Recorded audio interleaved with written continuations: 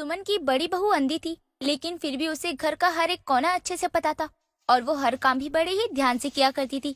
लेकिन सुमन की छोटी बहू जितनी ही तेज थी, उतनी ही चंट भी थी।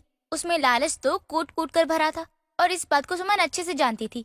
एक रोज सुमन सीढ़ियों से गिर जाती है और उसके सर से खून निकलने लगता है। ये देख रिंकू जल्दी से अपनी सास को उठाती है और हॉस्पिटल लेकर जाती है।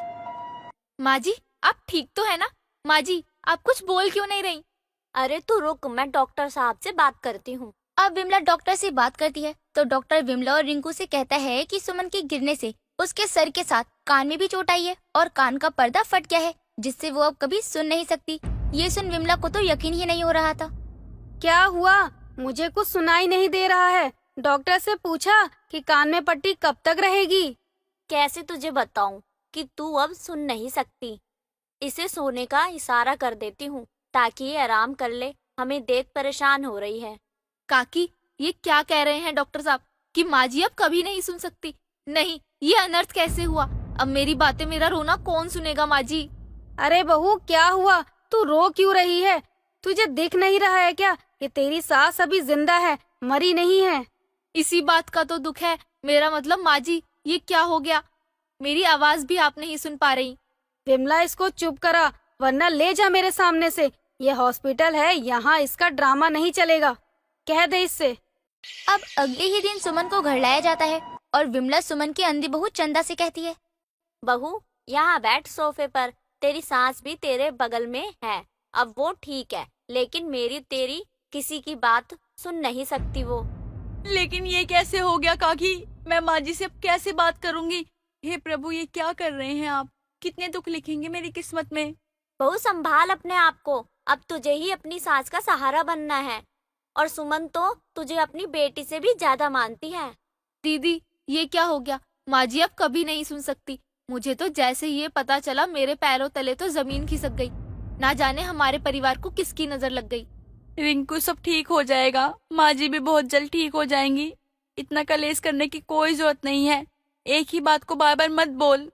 अरे दीदी, आप भी कैसी बात कर रही हैं? अब माँ जी बहरी हो गई हैं तो हो गई हैं, इसमें हम भी क्या ही कर सकते हैं। सुमन की छोटी बहू चंदा बहू एकदम ठीक कह रही है। तू अपनी सास के लिए ये बहरी बहरी शब्द मत बोल। भगवान ने चाहा तो सब कुछ ठीक हो जाएगा। सब सुमन के बारे में बात कर रहे होते हैं और सोफे पर ही बैठी सब कुछ देख रही होती है, लेकिन उसे तो कुछ भी सुनाई नहीं दे रहा होता है, जिस वजह से वो टुक टुक देख रही होती है सभी को। तभी सुमन अपनी पड़ोसन से कहती है, अरे विमला, क्या खुसुर फुसुर कर रही है जो मुझे सुनाई भी नहीं दे रहा है? क्या मैं बहरी हूँ जो तुम लोग खुसर फुसर बातें कर रहे हो? और विमला, मैंने तो तेरी बात भी सुनी है। तूने अभी मेरी बहू को कहा कि चाय में जहर मिला दे। कैसे तुझे समझाऊं कि तू सुन नहीं सकती? तो तुझे हमारी बातें भी खुसफुस करती हुई लग रही है, लेकिन हम विमला को लिखकर तो समझा ही सकते हैं ना। अरे ओ छोटी बहू, जा लाला की दुकान से स्लेट ले आ, उस पर इसे लिखकर बातें समझाएंगे। अब रिंकू भी विमला को स्लेट लाकर देती है।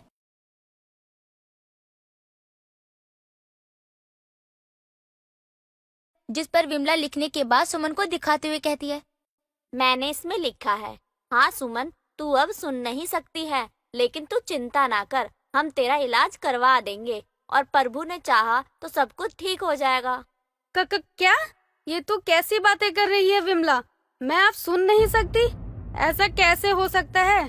तभी मैं कल से कुछ सुन नहीं पा रही हूँ। अब तभी मुझे हर जगह एकदम शांत शांत सा माहौल लग रहा है। मैं चलती हूँ चंदा बहू, बस तू अपनी सास को दवा समय पर देती रहना। विमला के जाने के बाद ही रिंकू अपने कमरे में जाती है और बेड पर लेटकर खुद से हंसते हुए कहती है, अब तो ये घर, पैसा सब कुछ मेरा होगा। इन दोनों सास बहू को तो मैं आश्रम में रखाऊंगी और बस उसके बाद ये घर, जमीन, गाड़ी सब कुछ मेरी। इधर चंदा अपनी सास के लिए बहुत परेशान होती है और वो देर शाम भगवान के सामने दिया जलाकर भगवान से प्रार्थना करती है। तभी वहाँ रिंकू आती है और चंदा को पूजा करते हुए देख लात मारकर उसे गिरा देती है। कौन है? कौन है? और ये क्या तरीका है? अब ये अंधी मुझसे लड़ेगी? पहले देखना तो सीख जा और सुन ले कान खोलकर, तू इस घर में कुछ दिन की ही मेहमान है। चल अब जा किचन में, मेरे लिए जैसे भी करके खाना बना कर ला। रिंकू, तूने मुझे लात मारा? वो भी जब मैं पूजा कर रही थी तब? और ये सब तो क्यों कर रही है? और तू मुझे मेरे ही घर से निकालेगी? हाँ, मैंने तुझे मारा। अब ये घर कुछ दिनों बाद ही मेरा होने वाला है। और तो और तुम बहरी अंधी सास बहू को मैं इस घर से लात मार कर निकालूंगी। ये तुम सही नहीं कर रही हो। माँ जी अगर अभी ये सब सुन लेती तो माँ जी तुम्हें ही इस घर से निकाल देती। ये अच्छा था, लेकिन अब वो बहरी बुढ़िया खुद ही इतनी लाचार है कि ना जाने इस घर से निकाले जाने के बाद कहाँ ही जाएगी। चंदा को अब रिंकू दिन रात परेशान किया करती थी, यहाँ तक कि वो घर का कोई काम नहीं करती थी, बल्कि जैसे तैसे चंदा ही घर के कामों में लगी रहती थी। ऐसे ही समय बीत रहा होता है। तभी एक रोज एक आदमी सुमन के घर आता है, जिसे देखकर सुमन अपनी बहू रिंकू से कहती है, अरे ये कौन है? बहू कौन है ये? और इन्हें किसने बुलाया है?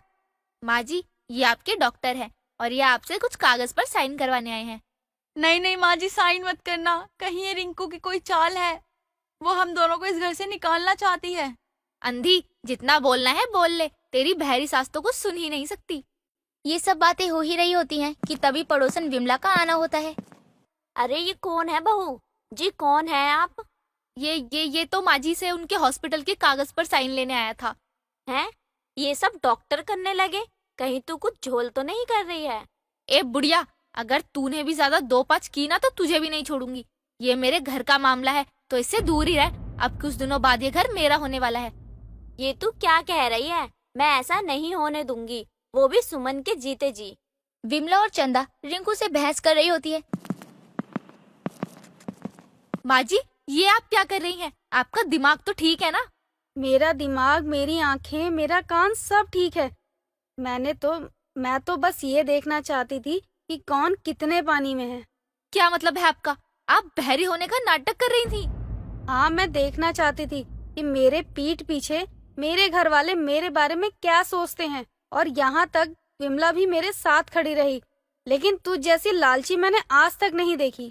माँ जी, मुझे माफ कर दीजिए। ना जाने मुझसे क्या हो गया था। और आप जाइए यहाँ से। मुझे नहीं करवाना अपनी माँ जी का ये घर अपने नाम। मैं तो ऐसे ही खुश हूँ। नहीं नहीं बहू, तूने जो भी किया उसकी तो कोई भी माफी नहीं मिल सकती। तूने मेरे साथ जो किया सो किया। मेरी अंधी बहू को तूने लात मारी, उससे खाना बनवाया, उसे मारा पीटा। माँ जी, मुझे अपनी गलती का एहसास हो गया। सुमन अपनी छोटी बहू की एक नहीं सुनती और उसे घर से निकाल देती है। दोबारा जो इस घर में आने की सोची ना, तो मुझसे बुरा कोई नहीं होगा तेरे लिए। माँ जी वो कहाँ जाएगी? उसे घर से मत निकालिए। बहू, तू दिल की अच्छी है तो जरूरी नहीं है कि सभी अच्छे हो। कभी कभी किसी के जाने से ही नई खुशियों का आगमन होता है। अगर ऐसा होता है तो उसे जाने देना चाहिए। सुमन तो बस बहरी होने का नाटक कर रही थी, लेकिन उस नाटक से सुमन को बहुत सीख मिलती है कि कैसे अपने ही अपनी मुसीबत में हमें गिराने में लगे होते हैं।